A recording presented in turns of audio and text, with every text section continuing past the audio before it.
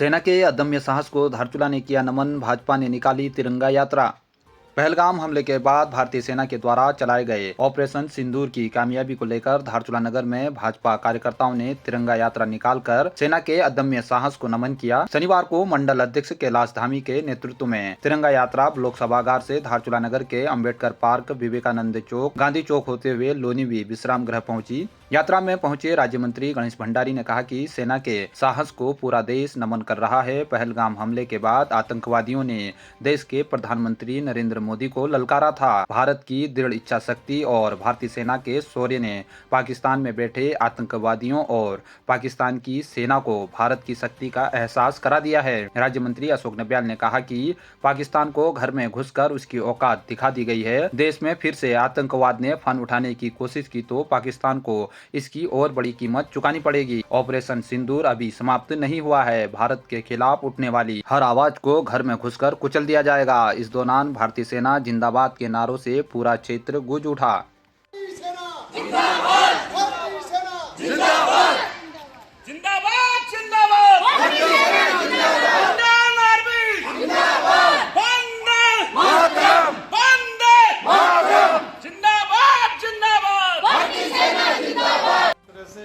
पहलगाम में निर्दोष पर्यटकों की हत्या पाकिस्तान प्रायोजित आतंकवादियों द्वारा की गई थी और उसका मुंहतोड़ जवाब देने के लिए भारतीय सेना ने जिस तरह अदम्य साहस का परिचय दिया, भारतीय वायुसेना ने, और पहली बार इतिहास में पाकिस्तान के घर में घुसकर भारतीय सेना ने उनके आतंकी ठिकानों को और पाकिस्तानी सैन्य ठिकानों को तहस नहस करने का जो काम भारतीय सेना ने किया था, उसी के सम्मान में, भारतीय सेना के गौरवमयी इतिहास के सम्मान में आज धारचूला क्षेत्र के सीमांत के क्षेत्रवासियों ने भी और भारतीय जनता पार्टी के कार्यकर्ताओं ने भारतीय सेना को सम्मान देने के लिए इस सीमांत क्षेत्र में तिरंगा यात्रा का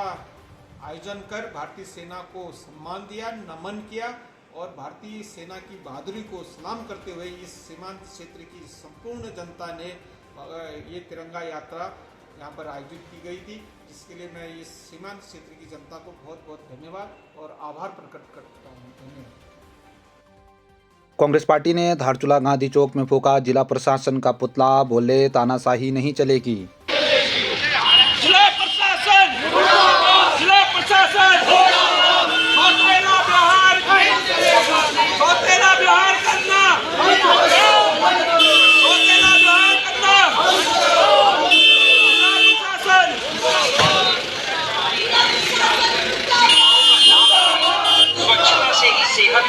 तो क्यों ना हम सब बहुत ही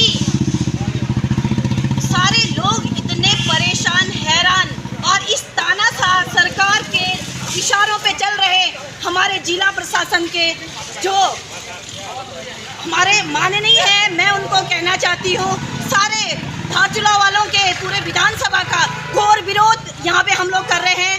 आप देख सकते हैं कि कहीं पे भी पूर्व विधायक और जो वर्तमान में विधायक हैं और पूर्व मुख्यमंत्री हैं, बहुत सारे उसमें वर्तमान के विधायक और पूर्व के विधायक वहाँ पे उपस्थित होने के बावजूद हमारे क्षेत्र में हमारे ही विधायक के साथ जिस तरीके से आवंटित करे हुए कमरों को खाली करवा के आधी रात में उनको कमरे से हटाने का काम किया।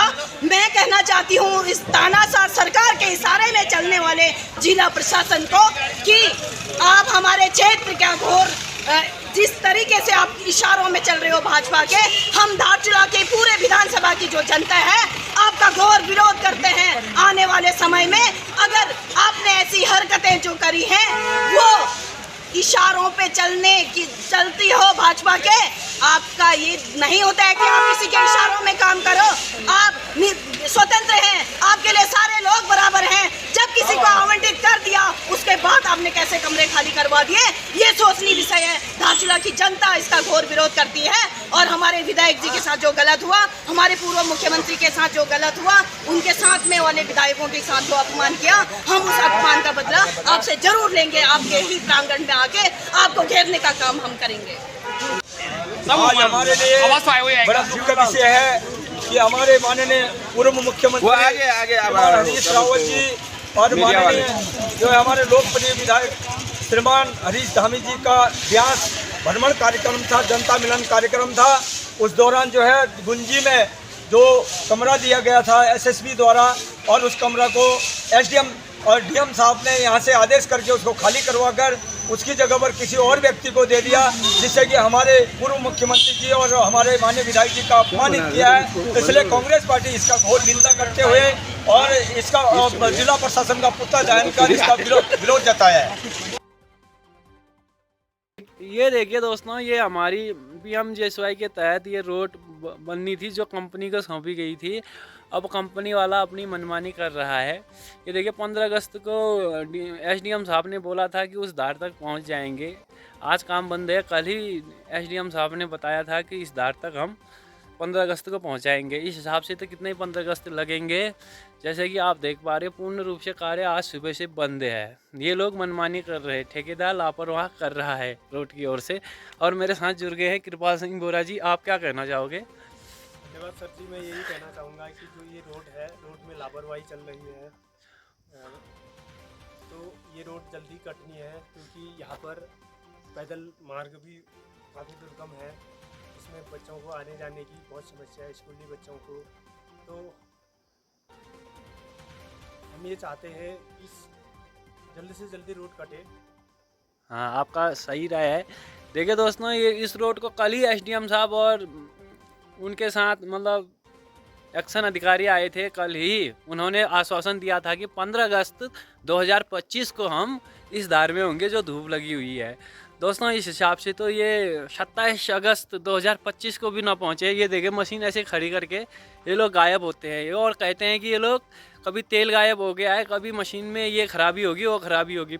दिन भर ऐसे ही छोड़ा जाता है। ये लोग, इनका रहने का ठिकाना बताता हूँ दोस्तों। जो ये मतलब ये काम करने वाले भाई लोग हैं, ये धार दिख रही है, ये रोड लास्ट इसके भी उधर रहते हैं। पता नहीं यहाँ कौन है संतरी, इनका मंत्री कोई नहीं है साइड में। सुबह से तो चोरी तो होनी है, लाजिब बात है। चोर कोई नहीं है दोस्तों, चोर यही लोग करते हैं चोरी। और गाँव वालों पर ये बना के रखा है इन्होंने कि हम मतलब चोरी करने वाले गांव वाले हैं। नहीं, चोर कोई नहीं, चोर इनके ही अंदर है।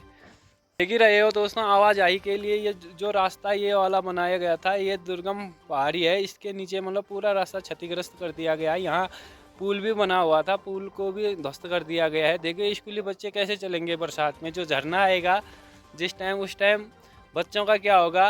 आज इसे सोच के बुरा लगता है। इस गाँव के बच्चे जो स्कूल पढ़ते हैं, राजकीय इंटर कॉलेज रांची, उनके लिए रास्ता यही है। यहाँ से चट्टान से होके जाते हैं, पर बीच में ये बरसाती नाला आ जाता है। बरसाती नाला आता है तो उसके बाद यहाँ आवाजाही करने में दिक्कतें होती है। तो इस समस्या को जल्दी समाधान करने की कोशिश में कल SDM साहब और एक्शन अधिकारी आए थे और गाँववासी भी आए थे। कल मीटिंग हुई थी। आज ये रोड का हाल ये देखिए दोस्तों, ये काफ़ी ही निराशाजनक बातें हैं। धारमाइने लाइन के संबंध में चर्चा की गई थी SDM कार्यालय में। SDM साहब की अध्यक्षता में उसमें ITB के कमांडर साहब और स्थानीय जनप्रतिनिधियों के साथ इस धारमाइने लाइन के संबंध में बारीक से चर्चा की गई। लेकिन इनर लाइन सीपू मार्चा कहीं पर भी नहीं है गवर्नमेंट के रूल के हिसाब से।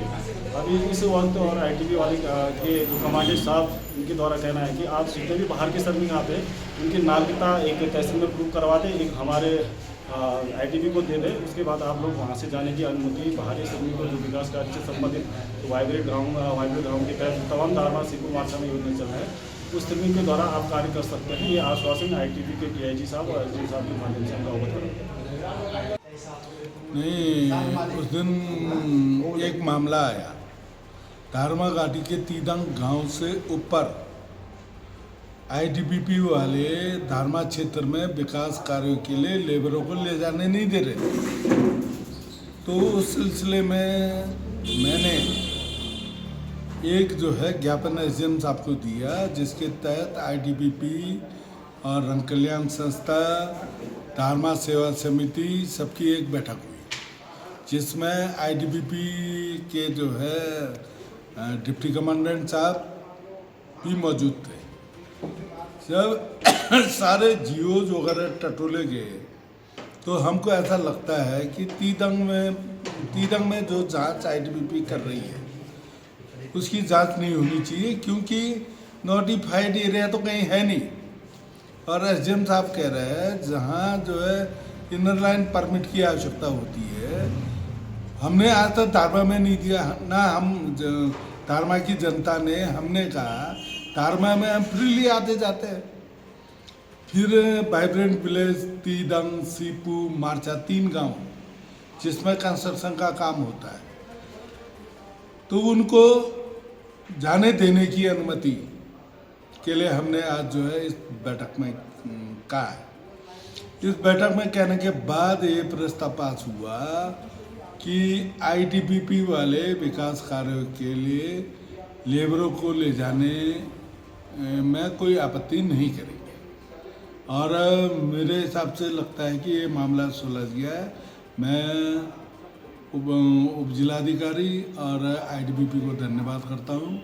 उन्होंने सरलता से इस बात को मान ली है कि वाइब्रेंट विलेज, तीदंग, सीपू, मार्चा में लेबर जाएंगे और काम करेंगे। केवल उनका आइडेंटिटी आईटीबीपी एसडीएम साहब के सूचनार्थ और थाने में देना पड़ेगा। रंग कल्याण संस्था के महासचिव महेंद्र हिया की यूथ फोरम अध्यक्ष खुशहाल सिंह गरखाल के नेतृत्व में पदाधिकारियों ने दारमा घाटी के 14 गांव, व्यास घाटी के 7 गांवों में मिनी बस संचालन शुरू किए जाने को लेकर एसडीएम मंजीत सिंह के माध्यम से जिलाधिकारी और प्रबंधन निदेशक उत्तराखंड परिवहन विभाग को ज्ञापन भेजा है। संस्था के पदाधिकारियों ने बताया कि चौंदास घाटी में सड़क जुड़े 40 साल हो चुके हैं और नारायण स्वामी आश्रम और अन्य पर्यटक स्थल होने के बाद भी वर्तमान समय तक बस सेवा का लाभ ग्रामीणों को नहीं मिला है। दारमा घाटी में सोबला ढाकर और व्यास घाटी, तावाघाट, डिपू लेक और गुंजी जोलिंगकोंग तक सड़क जुड़े 5 से 6 साल हो चुके हैं। सरकार के द्वारा अभी तक तीनों घाटी में कोई भी बस सेवा शुरू नहीं की गई है। स्थानीय ग्रामीणों को अब तक कोई लाभ नहीं मिला है, जिससे स्थानीय लोगों को दुगने किराए पर अपने सफर को करने के लिए मजबूर होना पड़ता है। ज्ञापन देते समय महासचिव महेंद्र हिया की, दिनेश सिंह चलाल, यूथ फोरम अध्यक्ष खुशहाल सिंह गरखाल, उपाध्यक्ष अशोक सिंह नगनियाल आदि मौजूद रहे। 3 छात्राओं से छेड़छाड़ करने वाले आरोपी शिक्षक को पुलिस ने भेजा जेल।